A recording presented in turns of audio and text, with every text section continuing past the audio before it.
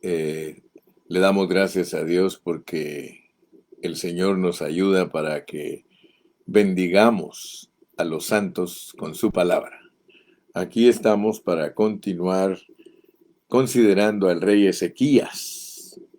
Oh, este rey Ezequías, hermanos, es muy importante para nosotros los cristianos del Nuevo Testamento porque es una analogía, es una metáfora.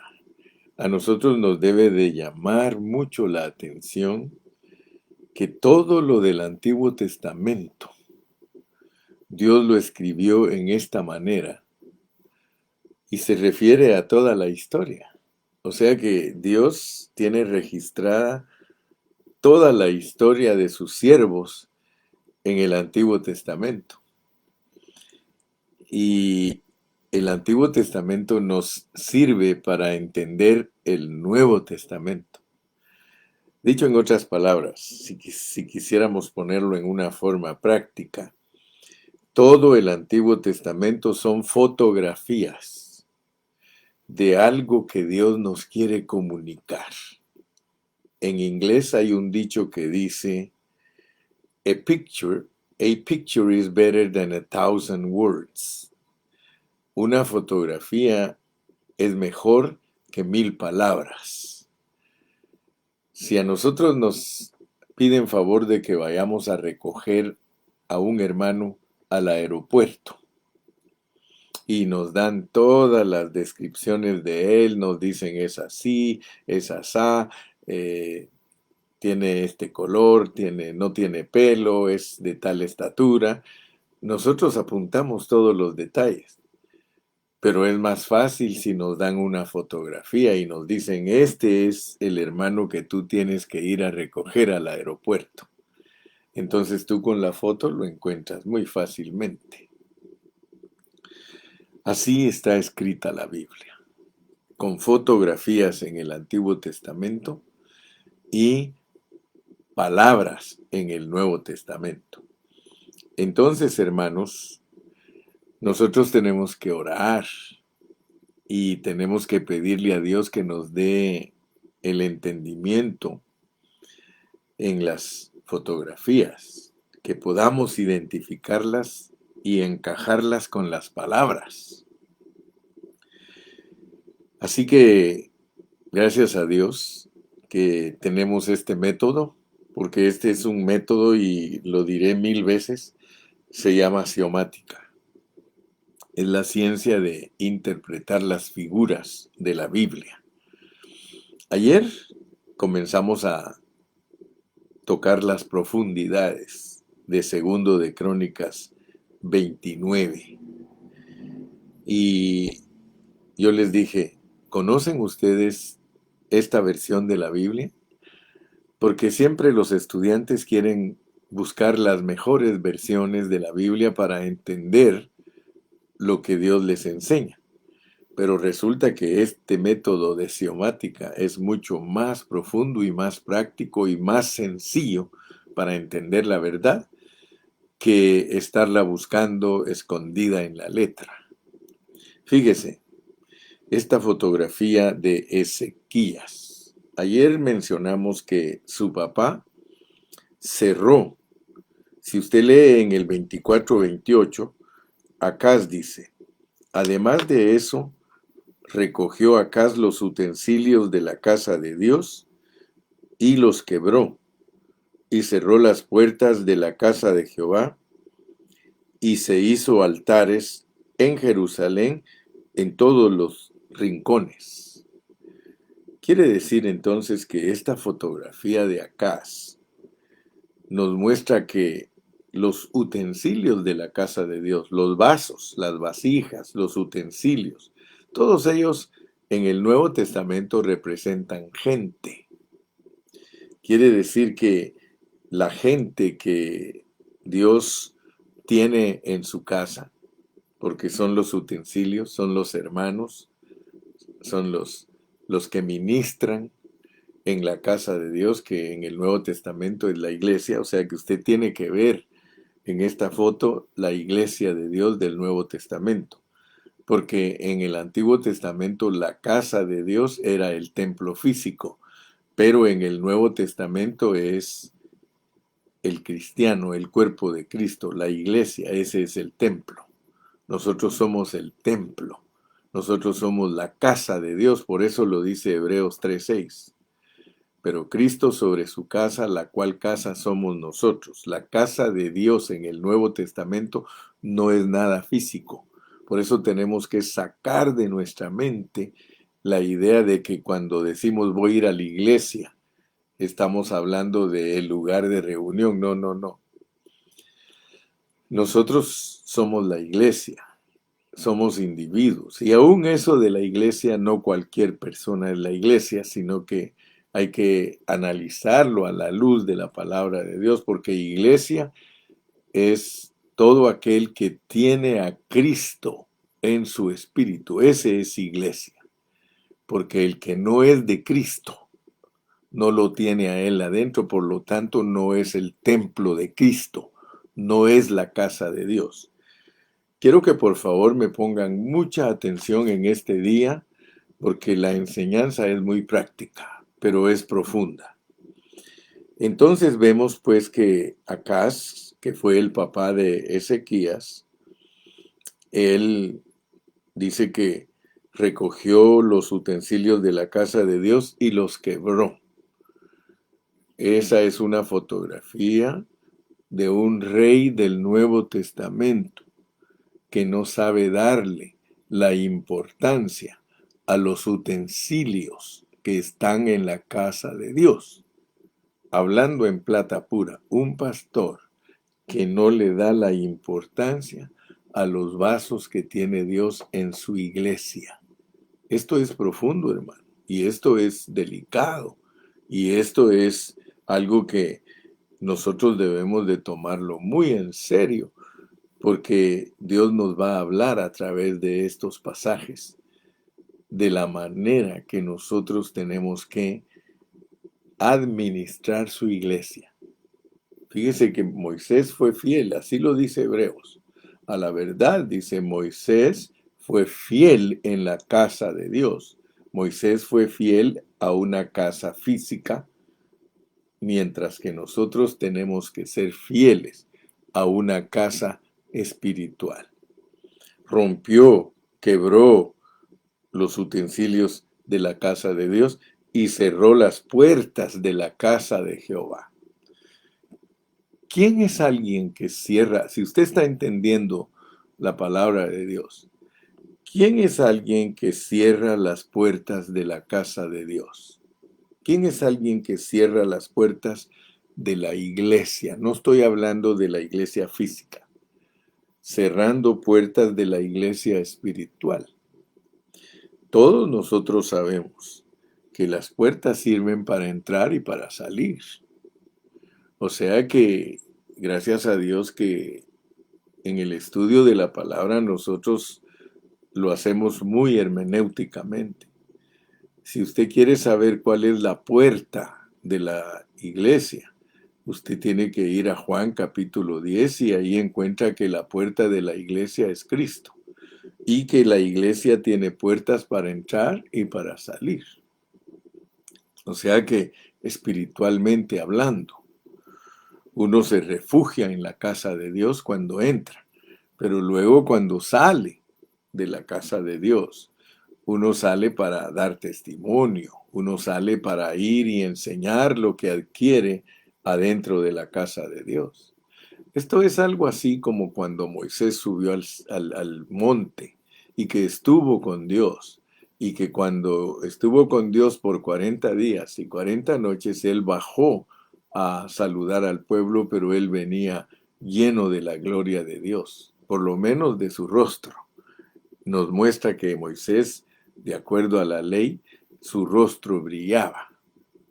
En el Nuevo Testamento eso significa algo muy importante. El hecho que Moisés, al bajar de la presencia de Dios, su rostro brillara, significa que, de acuerdo al mandamiento antiguo, la ley de Moisés, uno con la ley puede expresar a Dios por medio de un rostro brillante. Sin embargo, nuestro verdadero Moisés, que subió al monte de los olivos y se transfiguró delante de sus discípulos, él ahí nos muestra que no le brilló el rostro, sino que le brilló todo el cuerpo, indicando entonces que la ley es una gloria parcial, mientras que la gracia, el Nuevo Testamento, es una gloria completa. Nosotros podemos exhibir la persona de Cristo, mientras que en el Antiguo Testamento, por Moisés, se puede exhibir únicamente un rostro brillante. Y quiero que sepa que no es lo mismo mostrar un rostro brillante que un cuerpo brillante. Un rostro brillante, hermano, solo nos va a enseñar lo que es Cristo, porque Cristo es la cabeza y el rostro es parte de la cabeza. La ley sirve para mostrar quién es Cristo, pero la gracia es para mostrar que Cristo nos ha capturado totalmente a nosotros y que nos está llevando de gloria en gloria hasta que la plenitud de Él pueda verse en nosotros, no como Dios con mayúscula, sino como dioses con minúscula. ¿Ok? Entonces, mi amado hermano, usted ya entendió que antes de que nos hablen de Ezequías, nos hablan de Acaz. Y Acaz vuelve la casa de Dios un desastre. Y en vez de habitar en la casa de Dios, dice aquí que se hizo altares en Jerusalén, en todos los rincones, lo que aquí en la Biblia se llama lugares altos, lo que es prohibido por Dios. Todo lo que no es el templo es prohibido por Dios. Aún fueran ofrendas verdaderas del pueblo, ya no digamos lo inmundo y todo lo que el hombre mundano presentaba en los lugares altos, como orgías, homosexualismo, pasar sus hijos por fuego, etcétera, etcétera. Muy bien. Entonces, yo creo que con esta explicación, con esta introducción, de que usted vea bien con claridad las fotos del Antiguo Testamento y las aplique a la verdad del Nuevo Testamento, entonces yo creo que usted ahora sí puede leer conmigo cuidadosamente Segundo de Crónicas 29. Acuérdese que en la repetición está el aprendizaje. Por eso en este programa repetimos y repetimos, porque ese es el lenguaje de tartamudo que nos dice Isaías 28:11. Así que gracias a Dios, usted que es un buen discípulo de este su programa, usted está adelantando en su conocimiento de Cristo y recuérdese que el hermano Carrillo lo lleva a usted hacia un camino de erudición. Dios quiere que seamos eruditos en su palabra. Dice él en Efesios que por medio de Pablo que debemos orar para que Dios nos abra los ojos del entendimiento, hermano, y que tengamos un espíritu de sabiduría y de revelación. Comenzó a reinar Ezequías siendo de 25 años, o sea que Ezequías es el fuerte en el Señor, eso significa su nombre. Ezequías significa fuerte en el Señor. Si usted verdaderamente quiere ser un Ezequías, usted está anhelando ser un fuerte en el Señor. Y esto es importante, porque esto solo Cristo lo puede producir en nosotros. Comenzó a reinar el fuerte en el Señor siendo de 25 años. 10 más 10 más 5. 10 es tribulación, 10 es tribulación, 2 veces 10 es testimonio a través de tribulación, 5 es una criatura que contiene a Dios. Por tanto, eh, interpretando correctamente el 25 es testimonio, porque es 2 veces, testimonio de una persona que vive en tribulación, pero que es una persona, una criatura número 4, que posee a Cristo. Ahí le estoy mostrando a usted la interpretación correcta del 25 en el Nuevo Testamento. Y luego dice que reinó 29 años.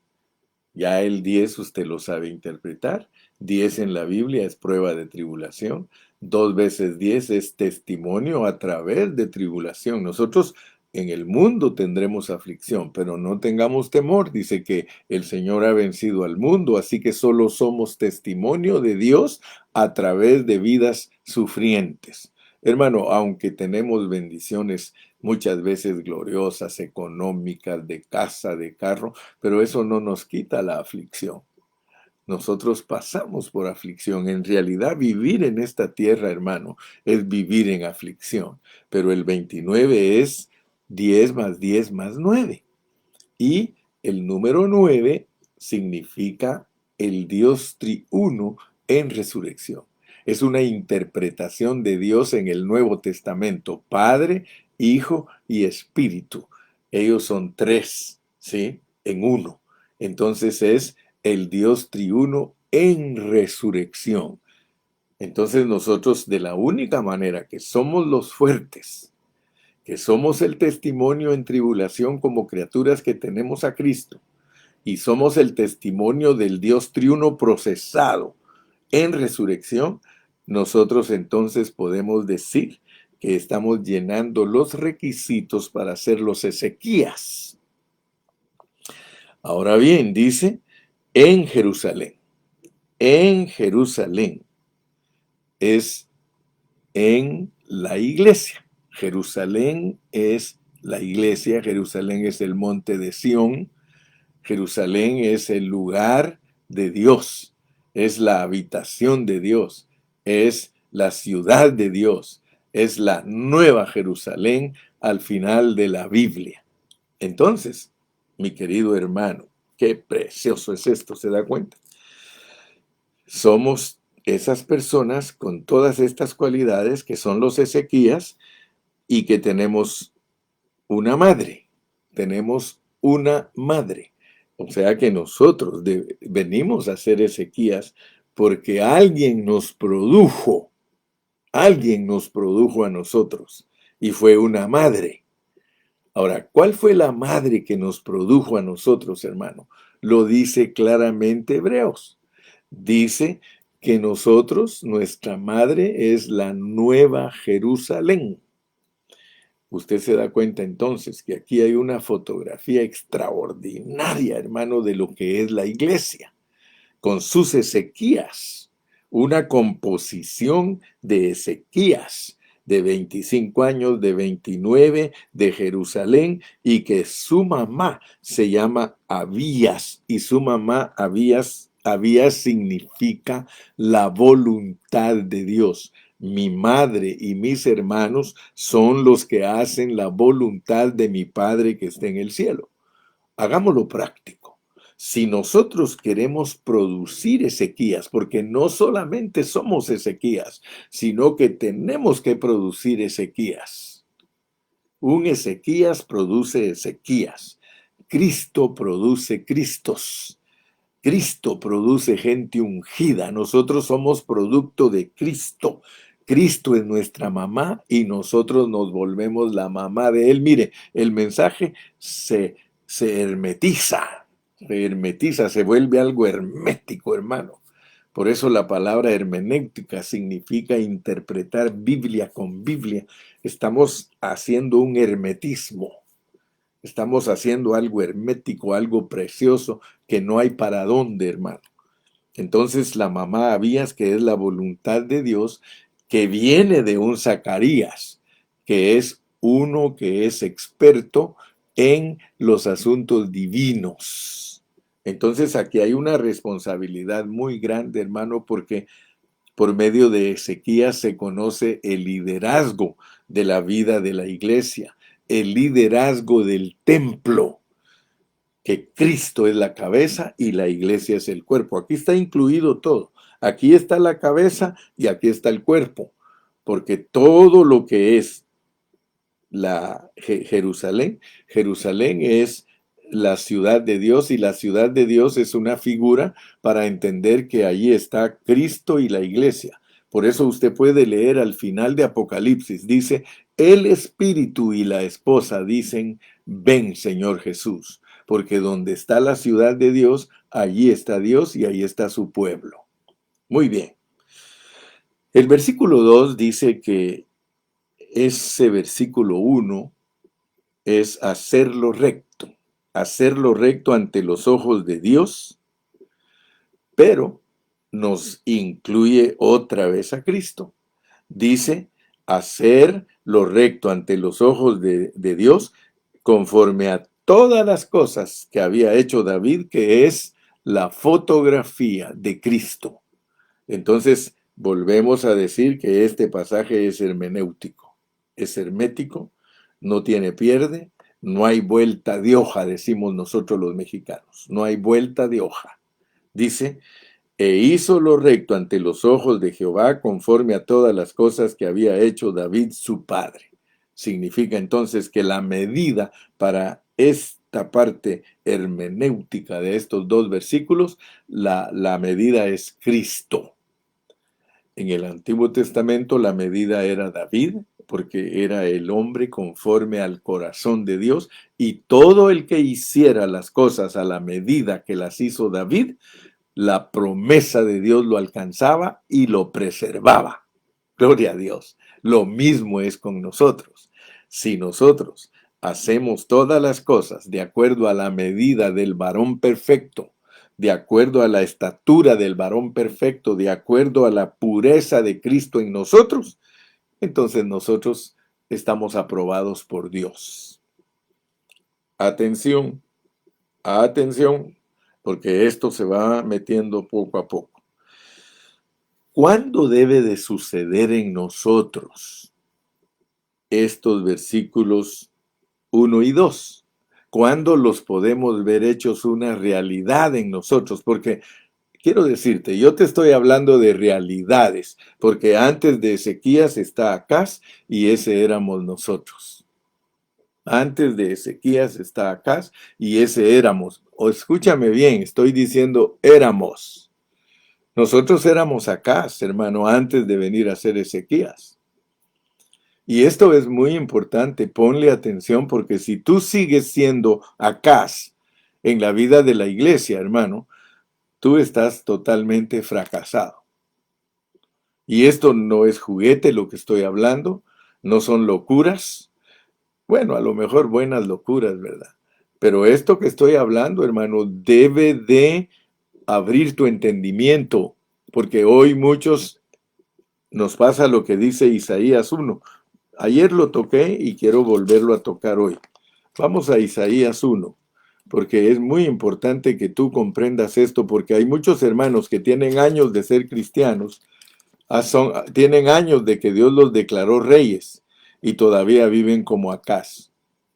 Pero mira, Isaías le profetizó a Usías, a Jotam, a Acaz y a Ezequías. Pero, ¿qué nos dice aquí en Isaías 1:3? El buey conoce a su dueño y el asno el pesebre de su señor. Israel no entiende. Mi pueblo no tiene conocimiento. Fíjese por favor, hermano. Yo me pregunto, ¿hasta cuándo? ¿Hasta cuándo nosotros vamos a actuar como hijos de pecadores? ¿Hasta cuándo nosotros vamos a seguir actuando como Acaz? Porque yo conozco hermanos que conocen la Biblia, que han estudiado conmigo por muchos años, pero su vida deja mucho que desear. En su vida matrimonial, en su vida como cristianos, se han conducido torcidamente. En las ciudades donde vivimos, allí nos hemos conducido torcidamente y por eso hay vituperio para el Evangelio. Hay vituperio, hermano, para el Evangelio, por la forma que nosotros tomamos las cosas de Dios. Mire, el buey conoce a su dueño y el asno el pesebre de su señor. Israel no entiende. Mi pueblo no tiene conocimiento. Y mire, como dijo una vez el hermano fulano, dijo, vamos a leer como está escrito, hermano, dijo, porque nosotros leemos diferente. Si nos ponen signos de exclamación, eso se lee gritando. Esto se lee gritando. Cuando hay signos de exclamación, dice, ¡oh, gente pecadora! Pueblo cargado de maldad, generación de malignos, de víboras, dijo Cristo. Hijos depravados. Mire, hermano, si alguien nos dice así, hablando en un hablar diario, si su vecino, si tu tío, si tu primo te grita estas expresiones, tú te ofendes, hermano. Pero yo quiero pedirte que no te ofendas aquí con este pasaje, porque este pasaje nos está diciendo la verdad. Este pasaje nos está diciendo que nosotros siendo reyes, hemos descuidado el liderazgo que ha sido puesto en nuestras manos. Mire, dejaron a Jehová, provocaron a ira al Santo de Israel, se volvieron atrás. Yo quiero que tú sepas, hermano, que es muy fácil estar atrás. Es muy fácil volver atrás, hermano.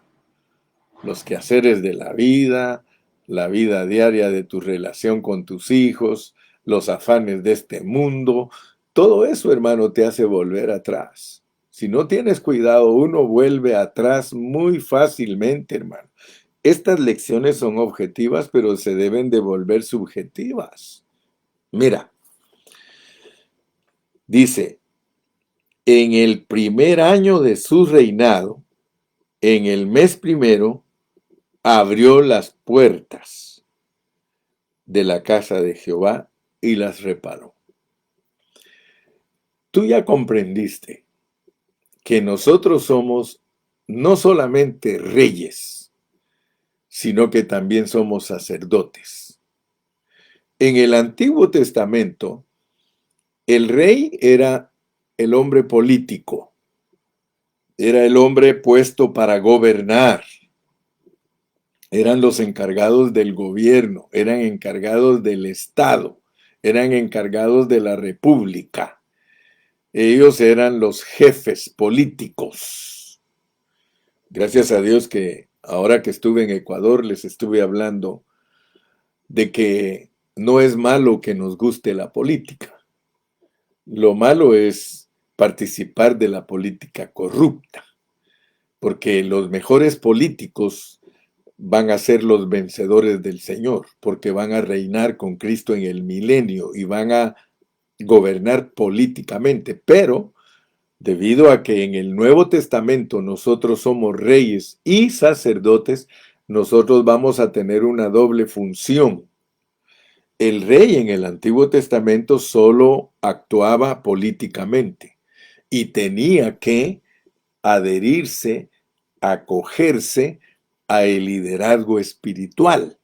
En el Antiguo Testamento, aparte eran los reyes y aparte eran los sacerdotes y los levitas. Entonces, tenemos que tener clara la foto del Antiguo Testamento donde había una función para ser rey y otra función para ser sacerdote y otra para ser levita.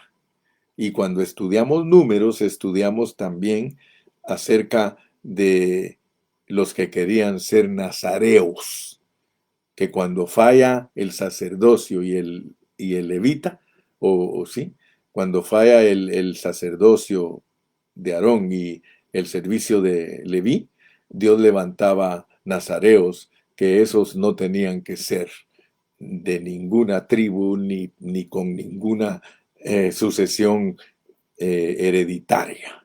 Entonces, yo quiero que ustedes vean, porque para la iglesia esto es bien serio, hermano. Para la iglesia esto es bien serio, porque esto nos descalifica a muchos. Quiero que sepas que esto descalifica a muchos.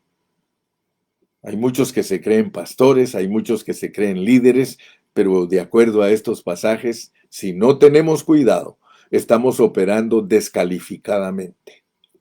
Y por eso yo quiero, hermano, que te aprietes el cinturón y que tomes en serio las cosas de Dios.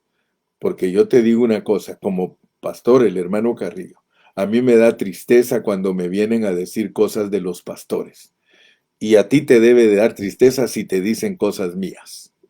Porque esto no es para vivir vidas desagradables ni descuidadas, hermano. Esto es para vivir vidas totalmente santificadas y entregadas a Dios. Espérate que ahorita solo me estoy introduciendo en esta parte. El versículo 3 dice, en el primer año de su reinado, en el mes primero, abrió las puertas de la casa de Jehová y las reparó. Yo no sé cuánto tiempo tengas tú de ser cristiano, hermano, ni sé cuánto tiempo tengas tú de ser líder en la iglesia del Señor. Pero aquí dice que en el primer año de nuestro reinado, ¿sí? En el mes primero, en el primer año de nuestro reinado, en el mes primero. Y para entender esa fotografía, tú tienes que saber el significado de un año en tu vida en Cristo y de un mes. Un año, un mes. Un año, un mes. O un año, dice, en el primer año de su reinado, en el mes primero. Ahí hay un año y hay un mes. Hay un año y hay un mes.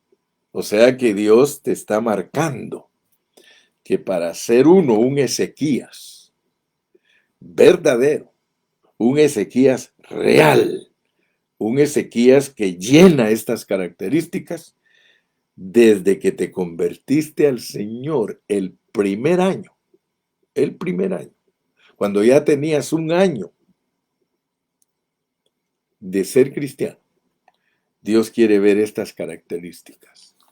Ahora, yo no sé cuánto es un año en el calendario de Dios, si Él dice que un día es como 1000 años como un día, pero el primer año, en el primer año, o sea que debemos poner atención a esa expresión y esa se tiene que analizar a la luz de toda la palabra de Dios.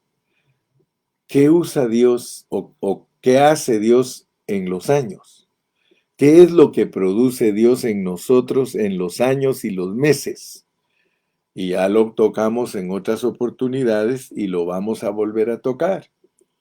Que en el año se marcan 4 estaciones, que son los meses. O sea que Dios, para que nosotros nos demos cuenta de el tiempo que se requiere para ser sacerdotes Ezequías, tiene que ser de acuerdo a una vida que tiene cambios de estaciones, o sea, tiene sazones, o sea que Dios te va subiendo de grado, de grado. Quiero decirte, hay un principio bien fundamental de cómo toma Dios el tiempo de nosotros. ¿Cómo se dirige Dios para decirnos, ok, de aquí en adelante yo acepto tu vida como algo aprobado? Fíjate pues, porque muchos de nosotros venimos a Cristo, somos salvos y estamos desaprobados. Pablo habla eso, hermano, por eso yo lo puedo hablar con toda certeza. Pablo dice que deben haber problemas entre nosotros para que se manifiesten quiénes son aprobados y quiénes son reprobados. O sea que yo estoy en el lenguaje divino. Te estoy hablando el lenguaje divino para que te metas al lenguaje divino. Dios siempre nos va a probar, pero tenemos que ir creciendo de gloria en gloria, porque llega un momento en que Dios nos da experiencias que toman tiempo. Hablar de un año es tomar tiempo, como nos puso la hermana Ale la última vez. Ser salvos por creer, eso es un milagro y eso es inmediato. En cuanto una persona acepta a Cristo como el Salvador personal de su vida, en ese mismo momento el Señor lo ve como alguien que ya no califica para ir al lago de fuego. Sin embargo, empieza su vida cristiana, no crece en Cristo, no se desarrolla, que la mayoría de nosotros Esa es nuestra manera de desarrollarnos. No pasamos de niños a adolescentes muy fácilmente. Toma tiempo para crecer, pero Dios nos va viendo conforme a nuestro crecimiento, porque Él quiere producir de Acaz Ezequías.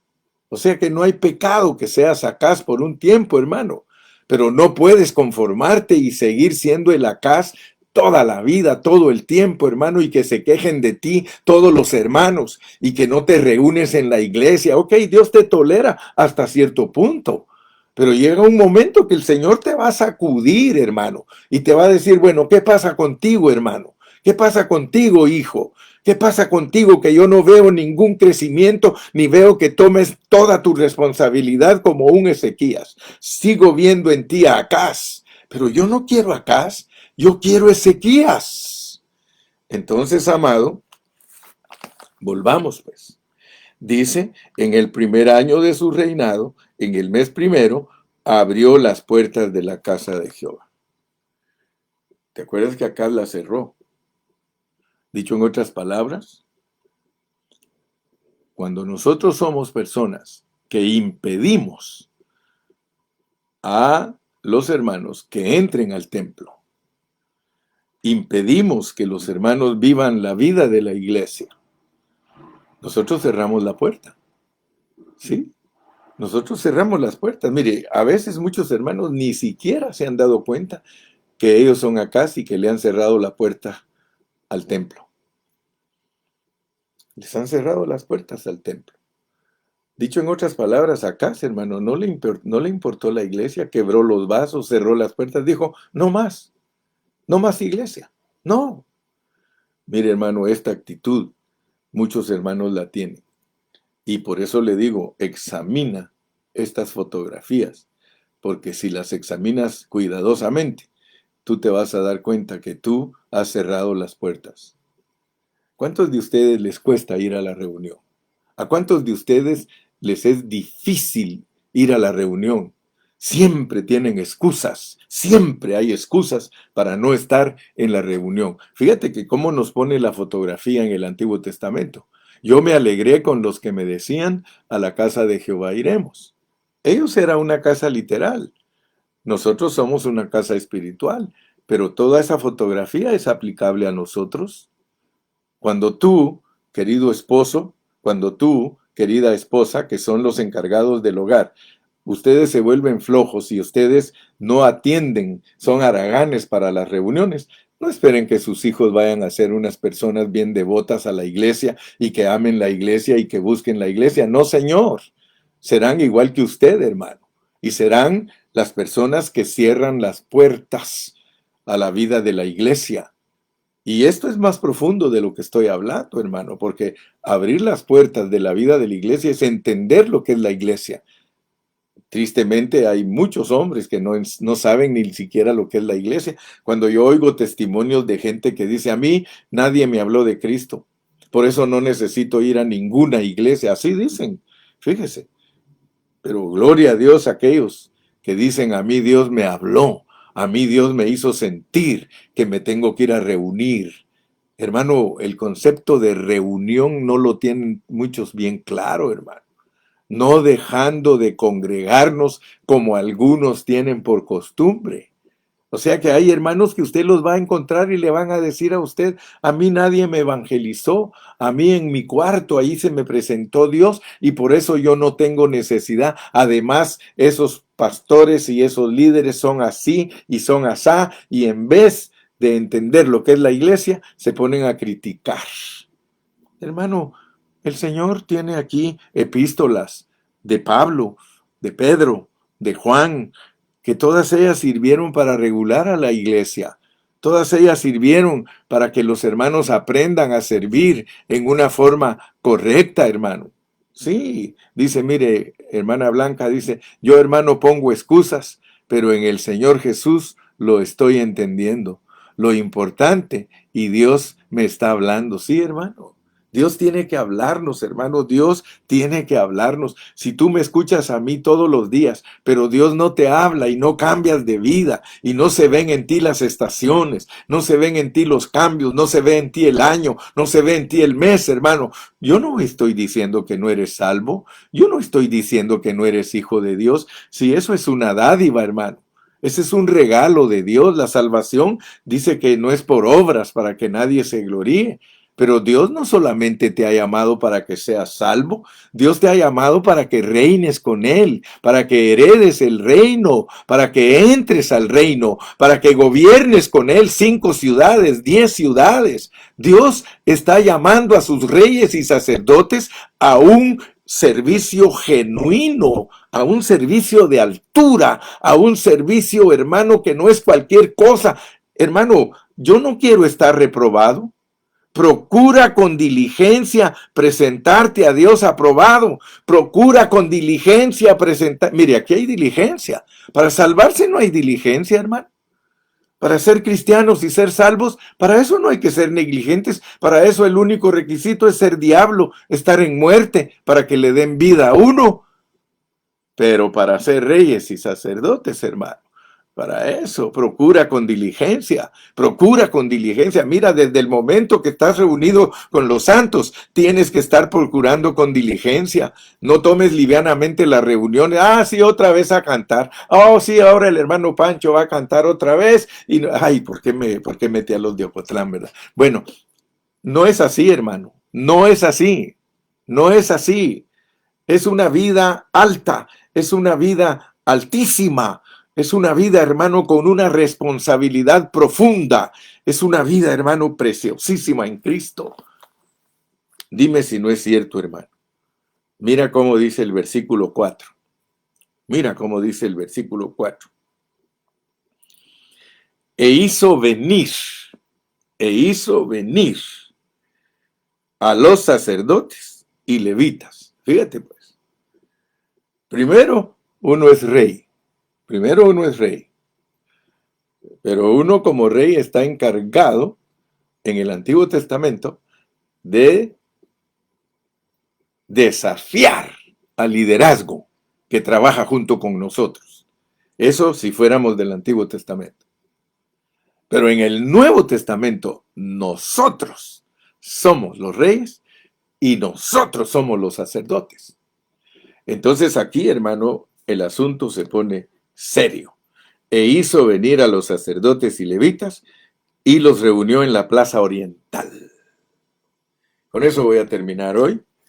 Ayer les dije que si no sabemos lo que es la plaza oriental, entonces nosotros no vamos a poder entender este pasaje tan serio que Dios nos pone aquí del mes, del año y el mes en nuestro reinado. El liderazgo es lo que Dios quiere que se restaure, que se levante, que ya no sea acaz. E hizo venir a los sacerdotes y levitas y los reunió en la plaza oriental. Para poder entender a qué se refiere Dios como el oriente, nosotros tenemos que ir a todas las fotos, a todas las fotografías que Dios puso del oriente en el Antiguo Testamento para entender qué significa para nosotros en el Nuevo Testamento. Si usted lee cuidadosamente la Biblia, esa expresión oriental, oriente, usted la va a encontrar en la Biblia. Fíjese que aquí en Ezequiel, vamos a leer 2 versículos. Ezequiel 10, 18 y 19. Ezequiel 10, 18 y 19. Dice: entonces la gloria de Jehová se elevó de encima del umbral de la casa y se puso sobre los querubines. Y alzando los querubines sus alas, se levantaron de la tierra delante de mis ojos. Cuando ellos salieron, también las ruedas se alzaron al lado de ellos y se pararon a la entrada de la puerta oriental de la casa de Jehová. y la gloria del Dios de Israel estaba por encima sobre ellos. Fíjese pues, así como en el Génesis, Dios habla del lado oriental del Edén. En el lado oriental del Edén había un jardín. En el lado oriental del Edén había un jardín. Y si usted estudia la historia del mundo, usted se va a dar cuenta que cuando se habla de un jardín, ese era un concepto que tenían todos los hombres antiguos, los sumerios. Ellos tenían una idea de lo que era un jardín. Para ellos, el jardín era donde vivían los dioses. Escuche bien, o el dios. Los dioses o el dios. Ese era el pensamiento que ellos tenían respecto al oriente en la Biblia. Los escritores, el escritor de Génesis, que fue Moisés, él se movió en una cultura en la que se usaban muchas metáforas para hacerse entender, se usaban muchas expresiones de retórica para hacerse entender. Usaban hasta la expresión etiológica, etiología, no teología, etiología. Y esa expresión etiología es para enseñar el origen y causa de las cosas. Entonces, para explicar el origen y causa del hombre, se usaron etiologías, hasta mitos tuvieron que usar los escritores. Por eso es que cuando uno estudia los libros antiguos, uno dice, pero esto dice la historia que no existió. Pero no existió, pero Dios lo usó, aunque era un mito, Dios lo usó para ayudar a entender las verdades espirituales.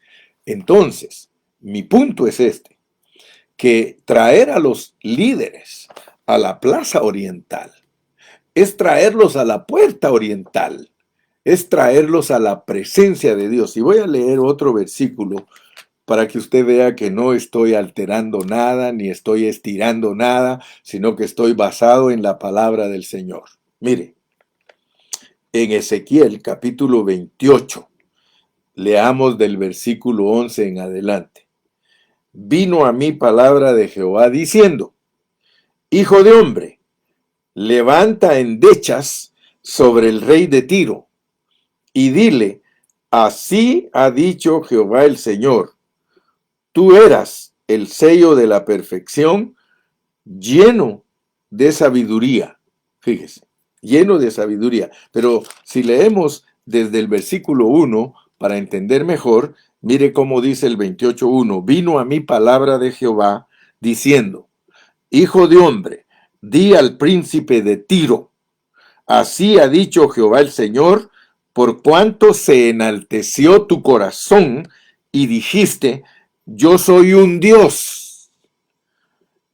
En el trono de Dios estoy sentado en medio de los mares, siendo tú hombre y no Dios, y has puesto tu corazón como corazón de Dios. Fíjese pues, cómo se va desarrollando esto. Versículo 13. En Edén, en el huerto de Dios estuviste. Fíjese pues. Verso 14. Tú, querubín grande, protector, yo te puse en el santo monte de Dios. Allí estuviste en medio de las piedras de fuego y te paseabas. Quiero que ustedes vean, pues, que Dios siempre ha puesto a los dioses, así como Adán, Dios, con D minúscula, lo puso en un jardín en el oriente. Ahora aquí, en el oriente, nos muestra a Satanás, usando a un rey para decirnos que Satanás era un dios. Él era un Dios. Dice, vuelvo a leerlo. Ezequiel 28:2, hijo de hombre, di al príncipe de Tiro, usando al príncipe de Tiro como figura del diablo. Así ha dicho Jehová el Señor, por cuanto se enalteció tu corazón y dijiste, yo soy un Dios, dijiste, yo soy un Dios, él era un Dios con minúscula. En el trono de Dios con mayúscula, estoy sentado en medio de los mares, siendo tú hombre y no Dios. Fíjese pues. Y has puesto tu corazón como corazón de Dios. Ese fue el pecado de Satanás, hacerse un Dios con mayúscula siendo un Dios con minúscula. Satanás engañó a Eva y a Adán. Adán era un Dios también con minúscula, pero el diablo con su veneno lo hizo que se creyera Dios con mayúscula. Entonces, hermano, no vaya a creer usted que esto es simple lo que estamos estudiando. Si usted ya entendió la preexistencia, imagínese el pecado que uno comete de sublevarse, de creerse más de lo que Dios dice. Por eso Pablo dice, ninguno tenga un más alto concepto de sí que el que debe tener. Dioses sois, Jesús lo dijo, ustedes son dioses, con D minúscula. Ahora, hermano, qué tremendo que Dios, con mayúscula, que es Cristo, vino a esta tierra como Dios con minúscula, se hizo hombre igual que nosotros, para revelar que el propósito de Él es que nosotros seamos los reyes puros. Entonces, ahora ya entendiste lo que es reunir a los sacerdotes y levitas en la plaza oriental, que estés consciente que estás en la presencia de Dios, porque hay muchos que no están conscientes de eso. Estar o ser traído a la plaza oriental es que Ezequías quería que los sacerdotes entendieran que tienen que ministrar en la presencia de Dios. Nosotros tenemos que estar conscientes que si estamos en casa, Dios está allí, que si estamos en la calle, Dios está allí, que si estamos en el mercado, Dios está allí, que si estamos manejando, Dios va allí. Hermano, un sacerdote y un levita que está a la orden de Ezequías es el que está consciente de la presencia de Dios en donde quiera que esté, para que no viva una vida liviana y una vida de engaño, que a la postre, al final del día, como dicen en inglés, at the end of the day, el que sale perdiendo es uno. Nosotros somos los que salimos perdiendo al vivir vidas hipócritas y al vivir vidas que no están agradando a Dios. Así que escoge en esta mañana, escoge. ¿Qué quieres? Dice, te pongo delante de ti la vida y la muerte. Pero te dice, escoge la vida. Escoge la vida. Dios te bendiga, Dios te guarde. Y si Él nos permite, nos vemos el día viernes en la localidad. Hasta pronto.